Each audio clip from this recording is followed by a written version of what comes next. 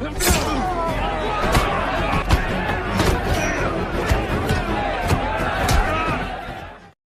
yang dirilis tahun 2018 ini berkisah tentang seorang militer yang dikenal dengan nama Rambo, yang tentu saja kita semua mengenalinya.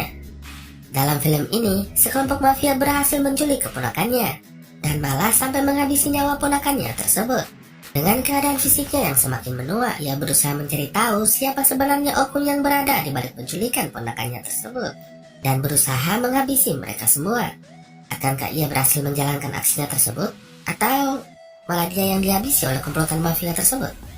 Nah, daripada penasaran cuy, langsung saja kita masuk ke dalam alur ceritanya. Film diawali di tengah hutan yang sedang turun hujan lebat. Terlihat para tim penyelamat sedang mencari para pendaki yang terjebak dalam hujan tersebut.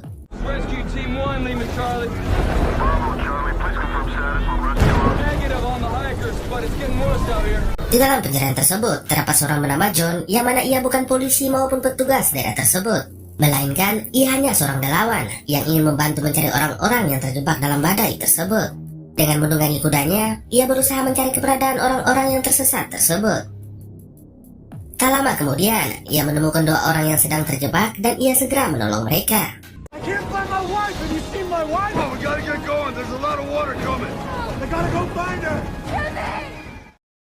Namun ketika mereka ingin pergi dari tempat tersebut, ada sesuatu yang datang ke arah mereka. Dengan kecerdasan dan pengalaman yang ia punya, John kemudian berusaha bertahan dari banjir bandang bersama wanita tersebut.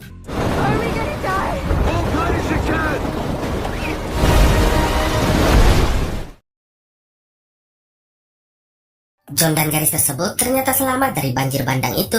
Polisi setempat beserta gadis tadi mengucapkan banyak terima kasih atas semua yang John lakukan. John beserta kudanya kemudian kembali ke rumahnya. Jadi cuy, John ini tinggal dengan saudara perempuannya bernama Martha dan ponakannya bernama Gabriel. Setelah berbincang dengan Martha, ia pun kembali ke kamarnya untuk beristirahat. Keesokan harinya, terlihat John sedang mengajari kuda kesayangannya. Setelah itu dia kembali ke ruang bawah tanah tempatnya bekerja dan mulai memeriksa kekurangan-kekurangan di gua tersebut dan mulai memperbaikinya. Ketika John sedang membuat sebuah pisau, Gabri pun datang menghampirinya. Dan mereka kemudian menunggangi kuda bersama dan membicarakan masa depan Gabri yang akan kuliah di luar kota. Gabri kemudian mengatakan bahwa ia diajak teman-temannya untuk makan bersama merayakan kelulusan mereka. Namun John memintanya agar mereka datang saja ke rumahnya dan melihat-lihat terowongan bawah tanah milik si John. What? Show them the tunnels.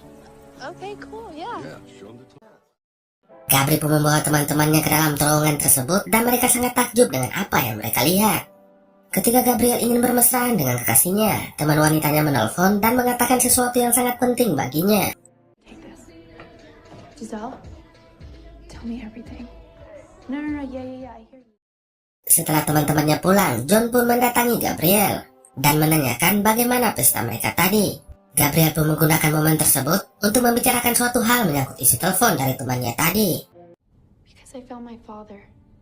I need to go to Mexico. John bersikeras agar Gabriel tidak pergi mencari ayahnya.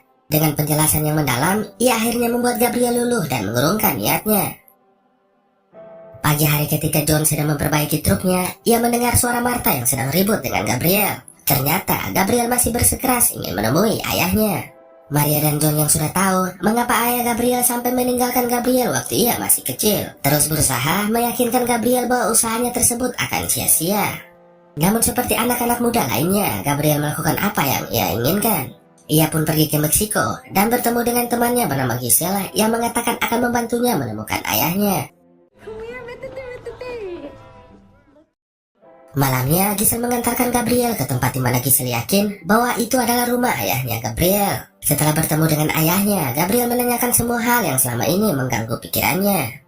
Mendengar semua jawaban dari ayahnya tersebut, Gabriel kemudian pulang dengan berlinang air mata. Giselle kemudian mengajaknya ke suatu tempat untuk menenangkan pikirannya. Do something to get this out of your mind. Help you. You gotta calm down though. I'll drive. Giselle membawa Gabriel ke sebuah klub malam di daerah tersebut. Di sana Gabriel bertemu dengan seorang pria yang mana menaruh sejenis obat di dalam minuman Gabriel.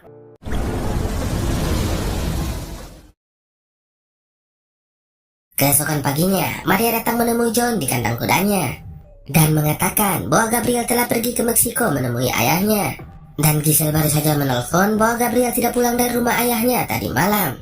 John kemudian bergegas pergi ke Meksiko untuk mencari di mana keberadaan ponakan satu-satunya tersebut.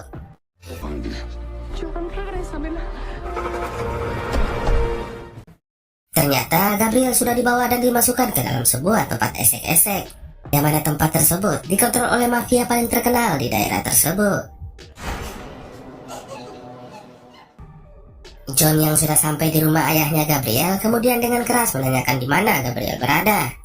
Namun karena ia tidak menemukan Gabriel di sana, ia kemudian pergi ke rumah Giselle.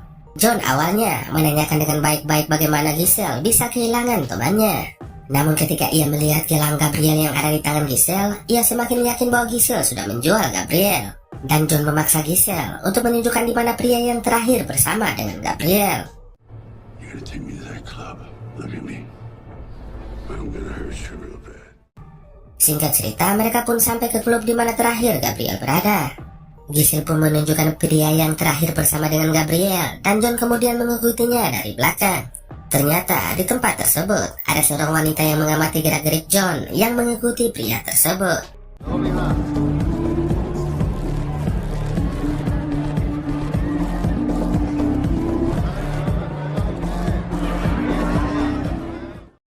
Setelah sampai di luar, John kemudian menyiksa pria tersebut agar ia memberitahu di mana Gabriel berada. Dengan informasi yang didapat dari pria tersebut, John kemudian meninggalkan tempat tersebut dan pergi mencari Giselle. Tanpa disangka, wanita yang tadi memperhatikannya mengikuti John dari belakang. Sesampai di rumah yang dituju, John mengintai terlebih dahulu rumah tersebut. Tanpa disangka, John pun telah dibuntuti oleh komplotan mafia yang berada di situ. Mereka pun mengepung John di suatu tempat. Kemudian John bertemu dengan ketua mereka yang merupakan dua orang yang sangat brutal di daerah tersebut yang bernama Victor dan juga Hugo. Ketika John menanyakan di mana Gabriel, tiba-tiba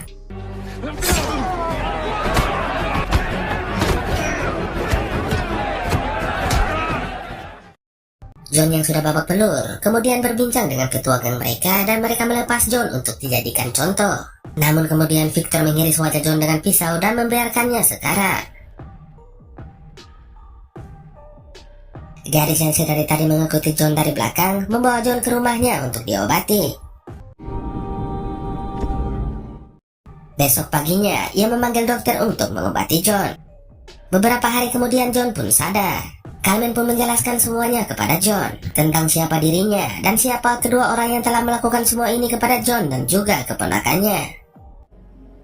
The Martinez brothers, they take your daughter Yeah. and her dead from an overdose 2 years ago. John kemudian memohon kepada Carmen agar ia memberitahu di mana ia bisa bertemu dengan keponakannya. Dengan berat hati karena takut John akan dihabisi oleh anak buah Hugo, Carmen pun akhirnya memberikan alamat yang diinginkan John. John kemudian pergi ke alamat yang dituju dengan beralasan bahwa ia adalah seorang pelanggan di tempat bordil tersebut.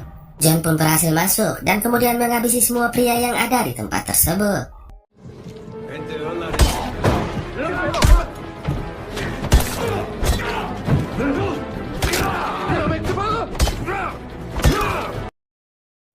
Akhirnya John menemukan di mana Gabriel berada. Ia kemudian mengeluarkan Gabriel dari tempat tersebut dan berniat membawanya pulang malam itu juga. Go home. You'll go home. You're safe now.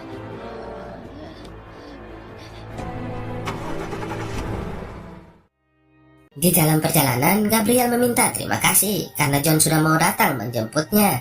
Namun karena dosis obat-obatan yang diberikan Victor kepadanya terlalu berlebihan, akhirnya Gabriel mengembuskan nafas terakhirnya. Sure. Why not me? John melanjutkan perjalanannya dan membawa pulang jenazah Gabriel ke rumahnya.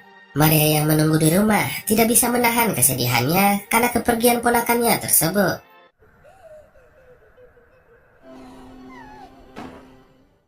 Singkat cerita, John pun kemudian menguburkan Gabriel di bawah sebuah pohon besar di halaman rumahnya.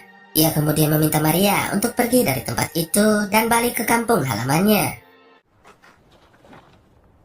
Si me hubieran arrancado el corazón, voy a estar triste hasta que me muera. Travel safe. Setelah Maria pergi, John kemudian melakukan persiapan di tempat tinggalnya tersebut. Sepertinya John ingin melakukan persiapan balas dendam atas kematian ponakannya yang paling dicintainya.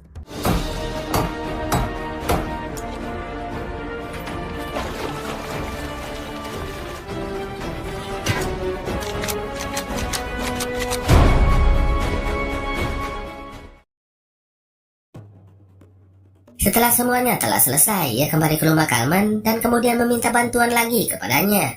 John bertanya di mana ia bisa menemukan Victor, orang yang sudah mengiris wajahnya dengan pisau. Awalnya Carmen tidak ingin memberikannya karena Carmen merasa itu tidak ada gunanya. Namun karena John bersikeras, akhirnya Carmen memberikan John alamat tempat tinggal Victor. John kemudian datang ke sana dan menghabisi semua anak buah Victor yang berjaga di sana.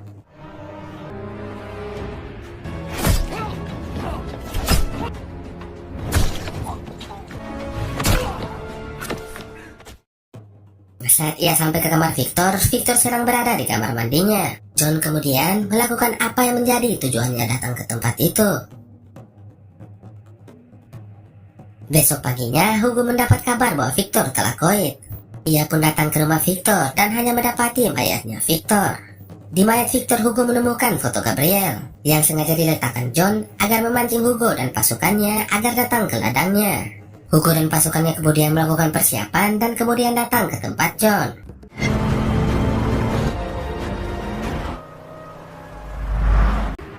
Ketika Hugo dan anak buahnya sampai ke tempat John, John kemudian memberikan sambutan selamat datang untuk mereka.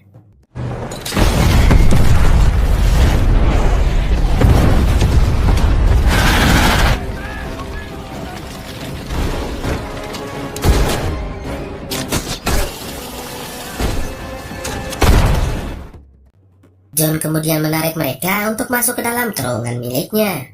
Dengan pengalaman dan strategi yang ia punya di dalam terowongan tersebut, John kemudian menghabisi anak buah Hugo satu persatu.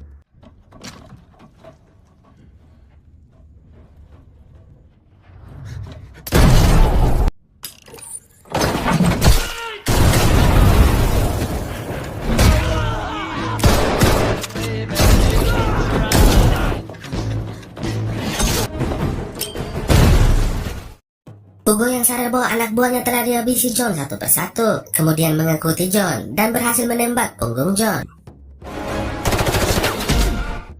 John kemudian mematikan semua lampu di terowongan tersebut dan mulai berbicara dengan Hugo melalui radio. They're all dead. Fuck you, dead man. I could have killed you 10 times. Rip out your heart! Selesai berbicara, John kemudian meledakkan tempat tersebut dan menyalakan lampu jalan agar Hugo bisa mengikuti lampu tersebut agar bisa keluar dari tempat itu. Setelah Hugo sampai di atas, John melakukan sesuatu yang selama ini menjadi keahliannya.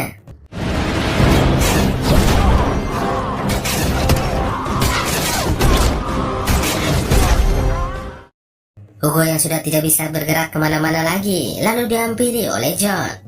John kemudian mengeluarkan pisaunya dan mulai melakukan apa yang tadi dikatakannya kepada Hugo lewat radio.